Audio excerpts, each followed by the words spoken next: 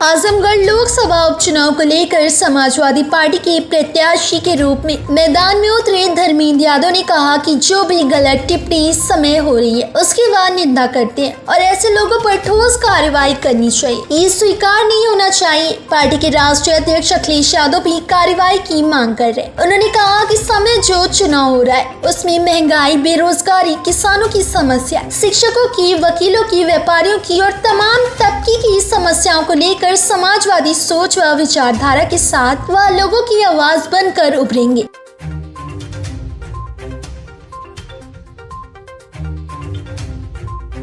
वहीं चुनाव में बाहरी बनाम स्थानीय के मुद्दे पर विपक्षी के आरोप पर उन्होंने कहा कि आने वाले 23 जून को चुनाव के दिन ये खुद ही सामने आ जाएगा कि क्या है बीजेपी प्रत्याशी निर्वा के यहाँ दावा करने की अगले 50 साल तक समाजवादी पार्टी सत्ता में नहीं जाएगी। धर्मेंद्र यादव का कहना था कि पहले वह खुद निर्वाचित होकर दिखाएं, तब भविष्यवाणी करे। वहीं कोरोना काल और बाढ़ के समय आजमगढ़ में निवर्तमान सांसद अखिलेश यादव के न आने के सवाल पर उन्होंने कहा कि तमाम नेतागढ़ विधायक सभी लोगों ने जितना समर्थ थे उतनी सेवा आजमगढ़ के लिए किया। अखिलेश यादव ने तो खुद सबसे पहले अपनी निधि से 1 करोड़ यहाँ भेजा। इसी कारण इसके बाद हुए चुनाव में आजमगढ़ की जनता ने समाजवादी पार्टी का सम्मान रखा।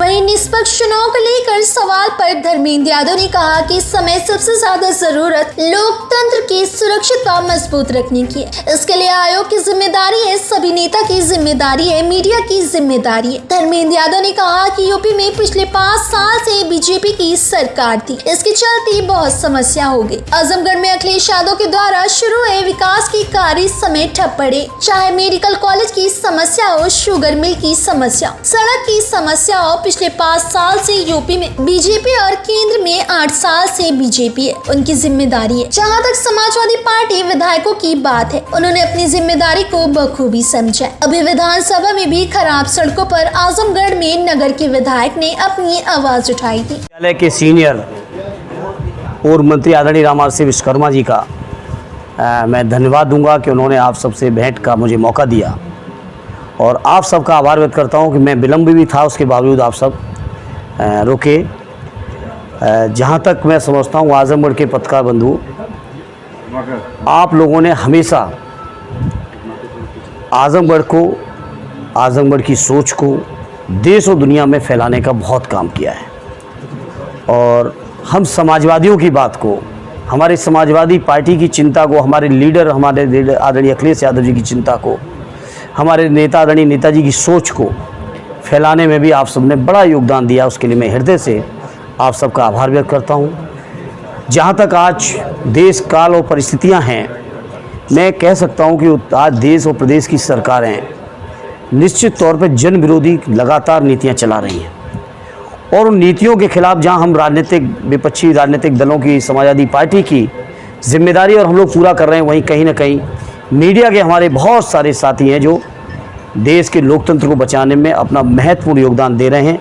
ऐसे साथियों का मैं हृदय से धन्यवाद देता हूं। जहां तक आजमगढ़ का ये चुनाव, जो आदरणीय अखिलेश यादव जी, हमारे राष्ट्रीय अध्यक्ष जी को उत्तर प्रदेश के विधानसभा में नेता प्रतिपक्ष रहने के कारण रिक्त हुई है, क्योंकि उत्तर प्रदेश के जनमानस की भावना थी कि भारतीय जनता पार्टी की जन विरोधी नीति के खिलाफ विधानसभा के अंदर एक बहुत मजबूत विपक्ष रहे और उस भावना का सम्मान करते हुए आजमगढ़ के लोगों के बीच में उन्होंने आके बात की थी। आजमगढ़ के लोगों ने भी अपनी इच्छा जाहिर की थी, क्योंकि उत्तर प्रदेश की जनता को न्याय दिलाने का कोई माध्यम और रास्ता था तो आदरणीय अखिलेश यादव जी का विधानसभा में रहना बहुत आवश्यक था, जिसकी वजह से उन्होंने इस संसदीय क्षेत्र से उन्हें इस्तीफा देना पड़ा आप सबकी सहमति से। और पार्टी ने, आदरणीय राष्ट्रीय अध्यक्ष जी ने, हमारे स्थानीय लीडरशिप ने मुझे मौका दिया है और भेजा है आपकी सेवा में, तो मैं अपने को बहुत सौभाग्यशाली समझता हूँ।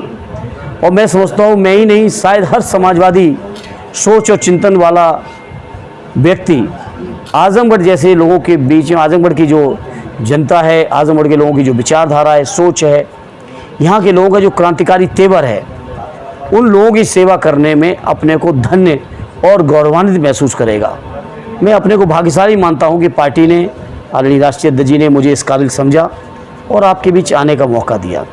मैं इस मौके पर आपको भरोसा दिलाना चाहता हूँ कि आदरणीय राष्ट्रीय अध्यक्ष जी ने जो आजमगढ़ के लिए सोचा है, जो उनके चिंतन है, जो सोच है, जो विकास और तरक्की करके दिखाई है, और आज हम बड़े फ़ख्र के अंदर समाजवादी पार्टी के प्रति हर आम और ख़ास की ये भावना है, सोच है कि आजमगढ़ की तरक्की अगर कहीं से हुई है तो समाजवादी सरकारों में हुई है, आदरणीय नेताजी की सरकार में हुई, आदरणीय राष्ट्रीय अध्यक्ष जी की सरकार में हुई।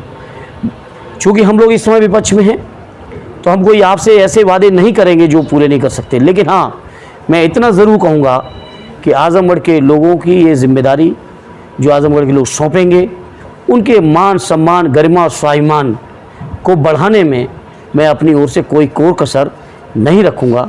चाहे यहाँ के लोगों के जनहित के मुद्दे हों, अभी मैं मिल के आया टेवा के साथियों की समस्या को मैं देख के आ रहा हूँ, शिक्षकों की अलग परेशानियाँ हैं, नौजवान साथियों को अलग बेरोज़गारी का सामना करना पड़ रहा है, पेपर लीक हो जा रहे हैं, परीक्षाएं टल जा रही हैं, नौजवान ओवर एज हो जा रहे हैं। ये बीजेपी के लोग जो घोषणाएं करते घूम रहे थे कि हर साल हम करोड़ों नौजवानों को रोज़गार देंगे, मैं समझता हूँ देश में सबसे ज़्यादा बेरोज़गारी भारतीय जनता पार्टी कार्यकाल में बढ़ी है। इन नौजवानों की जो आवाज़ है, हमारे किसानों की जो दुर्दशा है, हमारे किसानों के हाल क्या 2022 में आमदनी दूनी होगी। बताओ मेरे पत्रकार साथियों, किसी किसान की आमदनी दूनी हुई हो? मैंने पूछा, जो आदरणीय नेताजी की स्थापित की हुई, आदरणीय अखिलेश यादव की स्थापित की हुई जो सठियाओं की जो हमारी शुगर मिल है, मुझे जाने का मौका मिला गोपालपुर के और सगड़ी के इलाके। मैंने पूछा क्या है पेमेंट की स्थिति। किसानों ने गन्ना बोना बंद कर दिया है, पेमेंट से इतने आहत हैं। तो ये हालत कर दी है देश के किसानों की, नौजवानों की, समाज की। तो इस मौके पर मैं इतना ही कह सकता हूँ कि आजमगढ़ के लोग से मैं अपील करूँगा, प्रार्थना करूँगा, मुझे मौका दें, और जब मौका देंगे तो उनकी आवाज़, उनकी समस्याओं को बहुत गंभीरता और जिम्मेदारी और मजबूती के साथ बुलंद करने का काम करूंगा, ये मैं भरोसा दिलाना चाहता हूँ। अब तक जनता के बीच आप गए, क्या समस्या थी जनता की? जनता की समस्याएं हैं, पिछले 5 सालों से जब से भारतीय जनता पार्टी की सरकार बनी है, आजमगढ़ जिला पूरी तरह उपेक्षित है। आदरणीय अखिलेश यादव जी के कार्यकाल की हुई जितनी योजनाएँ थीं वो योजनाएँ ठप हैं। चाहे आपकी मेडिकल कॉलेज में किस तरह की समस्याएं हैं वो आप वाकिफ़ हैं, चाहे आपका अगर मैं बात करूं किसी इंजीनियरिंग कॉलेज की, वो समस्या आपके सामने है। मैंने शुगर मिल की आपसे चर्चा की, लोगों के पेमेंट नहीं हो रहे। मुझे कल मेहनगर के उस इलाके में जाने का मौका मिला जिसके लिए सुना है कि भारतीय जनता पार्टी के उम्मीदवार ट्वीट कर रहे थे। मैं उनसे क्या पूछूँ, लेकिन भारतीय जनता पार्टी से पूछना चाहता हूँ, अगर वो सड़क टूटी है तो 5 साल से कौन वहाँ पे सरकार उत्तर प्रदेश में है, किसकी जिम्मेदारी पे टूटी है? 8 साल से केंद्र की सरकार में कौन है जिम्मेदार? इस तरह से हर समस्या की जिम्मेदारी, हर समस्या की जड़ भारतीय जनता पार्टी ने पैदा की है। आजमगढ़ के विधायक क्या कर रहे हैं? निभाने का प्रयास किए हैं। बीजेपी प्रत्याशी ने थाना अध्यक्ष को धमकी भरे शब्दों में कहा कि अगर तुमसे नहीं हो रहा तो हम एसपी से बात कर रहे हैं। ये क्या, कहाँ तक ये निर्वाचन आचार संहिता है, कहाँ तक? बिल्कुल ये घमंड बोल रहा है, ये घमंड बोल रहा है, और प्रशासन को समझना चाहिए कि निष्पक्ष चुनाव आचार संहिता का पालन कैसे संभव है और कैसे करना है। मुझे उम्मीद है कि प्रशासन के जिम्मेदार लोग इन चीज़ों को समझेंगे और इस तरह की धमकियों के कोई धमकने वाला नहीं होगा, मैं उम्मीद करता हूं, और यही मेरी अपेक्षा है। चुनाव आयोग में दिनेश लाल यादव, अखिलेश यादव पर ही हमलावर हैं, तो इसके पीछे क्या सोचते हैं? नहीं, वो जो करना चाहें बोलें, उसकी कोई चिंता नहीं है, क्योंकि आजमगढ़ के लोग हर चीज़ जानते हैं। मैं तो सौभाग्यशाली हूँ कि इतने जागरूक और राजनीतिक तौर पे इतना बेहतर फैसला, जो मैं समझता हूँ आजमगढ़ के लोग जो फैसला लेते हैं, कहीं ना कहीं उसी फैसले पे समय के साथ देश की राजनीति भी परिवर्तित होती है।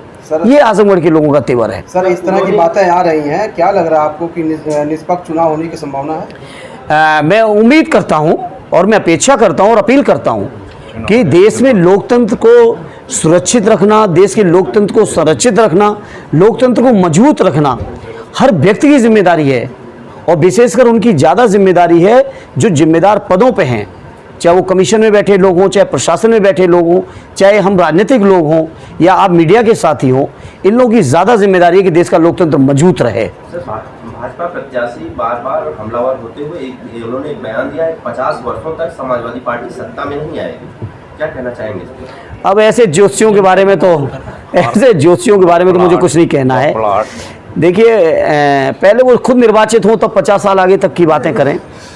खुद भी तो निर्वाचित हूँ। सर आजमगढ़ की जनता कोरोना काल में और बाढ़ में दोनों में सांसद जी नहीं आए आजमगढ़, क्या विश्वास? आदरणीय अखिलेश यादव जी, आदरणीय अखिलेश यादव जी, आदरणीय नेताजी और हमारे सब समाजवादी नेता, विधायकगण, हमारे सीनियर लीडर, सारे लोग लगे रहे। एक एक व्यक्ति से फ़ोन पे संपर्क था। अगर कोरोना काल की बात करें तो आदरणीय राष्ट्रीय अध्यक्ष जी देश के पहले नेता जिन्होंने अपनी निधि से सीधा 1 करोड़ रुपया भेजा, और हमारे जितने उस समय के जनप्रतिनिधि थे, हर जनप्रतिनिधि ने अपनी विधायक निधि या जो भी उनके पास व्यवस्थाएं थी, उन सभी व्यवस्थाओं से आजमगढ़ के लोगों की सेवा की। और यही कारण है कि कोरोना काल के बाद भी हुए चुनाव में हमारे आजमगढ़ के लोगों ने हमारे जनप्रतिनिधियों का पूरा सम्मान रखा और दसों के दसों साथियों को विधानसभा के अंदर भेजा। आजमगढ़ की जनता कहती है कि यहाँ सांसद जी लोगों की तेरही में बरही में आते हैं, लेकिन यहाँ की जनता जब पीड़ित होती है तब नहीं आती है। नहीं, गलत का है। अगर ऐसा होता तो इतना बेहतर परिणाम। देखिए, सच है इस समय का चुनाव देश के अंदर जो लोग भी गलत टिप्पणी कर रहे हैं, मैं उसकी निंदा करता हूँ और उन पर ठोस कार्रवाई होनी चाहिए। ये नहीं स्वीकार होना चाहिए इस तरह की टिप्पणी, और कार्रवाई होनी चाहिए। इसको लेकर हमारे राष्ट्रीय अध्यक्ष जी ने भी लगातार मांग की है, वो आपके सब सामने है। और आज का जो आज के जो चुनाव है, बेरोजगारी, महंगाई, किसानों की समस्याएं, मजदूरों की समस्याएं, शिक्षकों की समस्याएं, वकील साहिबानों की समस्याएं, समाज के हर तबके व्यापारियों की अलग अलग तरीके की समस्याएं हैं। उन सभी समस्याओं के लिए समाजवादी सोच और विचारधारा के साथ मैं आजमगढ़ के लोगों को भरोसा दिलाता हूं, आपकी एक बुलंद और मजबूत आवाज़ के तौर पे, एक संघर्षशील साथी और बेटे और भाई के तौर पर मैं काम करूंगा। ये मैं आपके माध्यम से आजमगढ़ के लोगों को भरोसा विश्वास दिलाता हूं। में बाहरी और स्थानीय का मुद्दा उछल रहा है, इसको आप किस तरह से मैं इसमें कुछ नहीं कहूँगा। इसका जवाब 23 तारीख को आजमगढ़ के लोग देंगे, ये उन्हीं का अधिकार है। खेल मंत्री कल एक बयान देते हैं गिरीश चंद्र यादव जी की, यहाँ पे जो है भाई परिवार से आजमगढ़ मुक्ति चाहती है। अब क्या उनके बारे में कहना, छोड़िए, मुझे नहीं कहना इनके बारे में। मैं कहूँगा तो शायद उनका कद बढ़ जाएगा।